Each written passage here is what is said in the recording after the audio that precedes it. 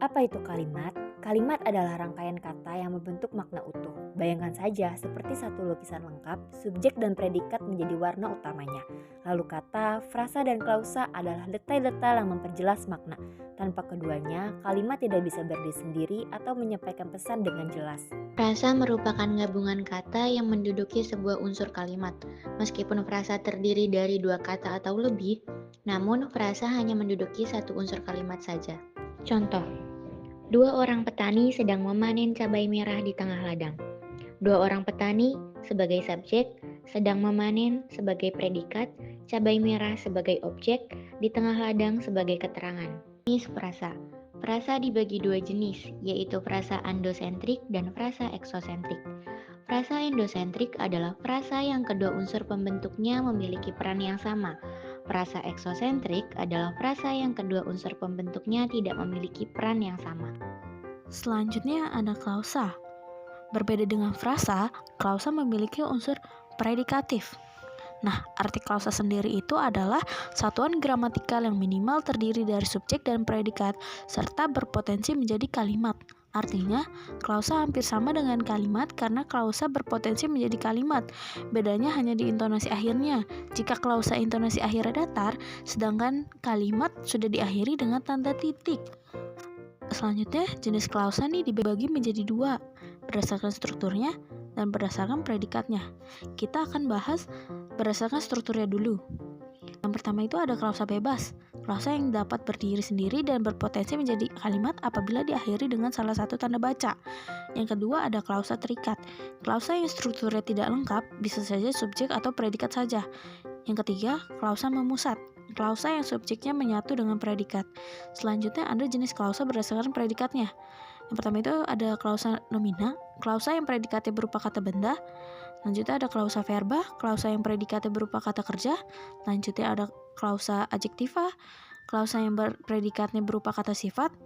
Yang keempat itu klausa numeralia, klausa yang predikatnya berupa kata bilangan.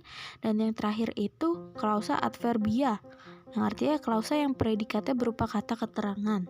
Kalimat. Kalimat adalah satuan bahasa terkecil dalam wujud lisan maupun tulisan yang membuat gagasan utuh.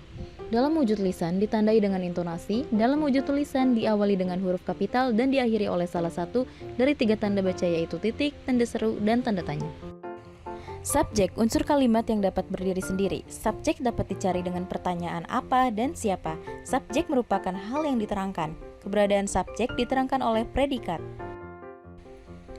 Predikat tidak seperti subjek yang hanya diisi nomina saja.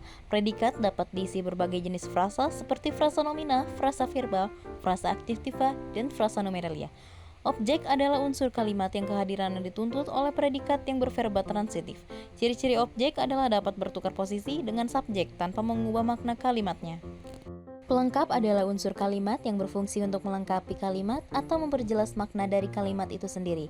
Keterangan adalah unsur kalimat yang berfungsi untuk menerangkan waktu, tempat, atau acara. Keterangan merupakan unsur kalimat yang fleksibel karena dapat diletakkan di awal kalimat, akhir, ataupun di tengah kalimat. Yuk, kenali bentuk-bentuk kalimat. Yang pertama, ada kalimat tunggal. Pernah dengar kalimat seperti dia makan? Nah, itu contoh kalimat tunggal. Kalimat sederhana yang cuma punya satu subjek dan satu predikat. Sederhana, tapi sudah lengkap loh.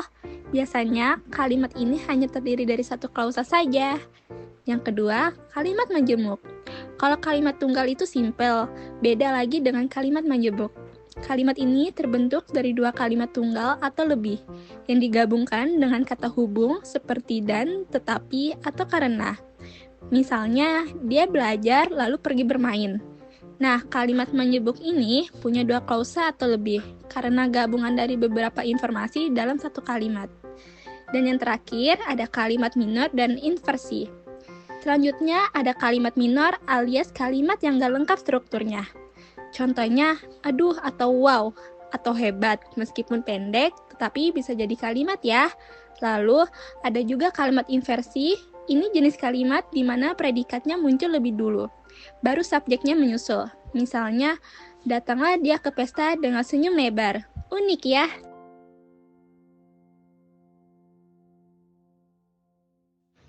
Apa yang dimaksud dengan kata dasar? Kata dasar adalah kata pokok yang masih dibentuk dan belum mengalami proses. Apa yang dimaksud dengan frasa? Frasa adalah gabungan kata yang menduduki sebuah unsur kalimat yang terdiri dari dua kalimat atau lebih. Contoh dari frasa eksosentrik itu ada kepala batu. Meskipun kepala dan batu masing-masing memiliki arti yang jelas, tapi kepala batu di sini merujuk pada seseorang yang keras kepala atau sulit diubah pendapatnya. Terus apa yang dimaksud dengan klausa bebas? Klausa bebas adalah klausa yang dapat berdiri sendiri dan berpotensi menjadi kalimat apabila diakhiri tanda baca. Jelaskan apa yang dimaksud dengan unsur kalimat subjek. Unsur kalimat subjek adalah unsur yang dapat berdiri sendiri. Dan selanjutnya, apa yang dimaksud dengan unsur kalimat predikat? Unsur kalimat predikat adalah unsur kalimat yang digunakan untuk menjelaskan subjek. Apapun bentuknya, jika itu berfungsi untuk menjelaskan subjek, maka dikatakan sebagai predikat. Apa yang dimaksud dengan kalimat? Kalimat adalah satuan bahasa yang terdiri dari susunan kata-kata yang memiliki makna dan dapat menyatakan suatu pernyataan, pertanyaan, perintah, atau seruan. Kalimat biasanya memiliki subjek dan predikat, serta dapat terdiri dari klausa utama dan klausa pendukung. Jelaskan apa itu kalimat imperatif. Kalimat imperatif adalah kalimat yang digunakan untuk memberikan perintah, permintaan, atau ajakan. Kalimat ini biasanya diawali dengan kata kerja yang menunjukkan tindakan yang diinginkan dan bisa berakhir dengan tanda seru atau titik. Contoh, Apa perbedaan kalimat tolong aktif ambilkan dan kalimat bukuku. pasif? Kalimat aktif adalah kalimat yang subjeknya melakukan tindakan terhadap objek, sedangkan kalimat pasif adalah kalimat di mana subjek dikenal atau menerima tindakan. Contoh kalimat aktif, Ali membaca buku. Contoh kalimat pasif, buku dibaca oleh Ali. 10. Bagaimana cara membedakan kalimat aktif transitif dan kalimat aktif intransitif? Kalimat aktif transitif adalah kalimat yang subjeknya melakukan tindakan terhadap objek yang diterima langsung oleh subjek. Kalimat aktif intransitif adalah kalimat yang subjeknya melakukan tindakan tetapi tidak memerlukan objek.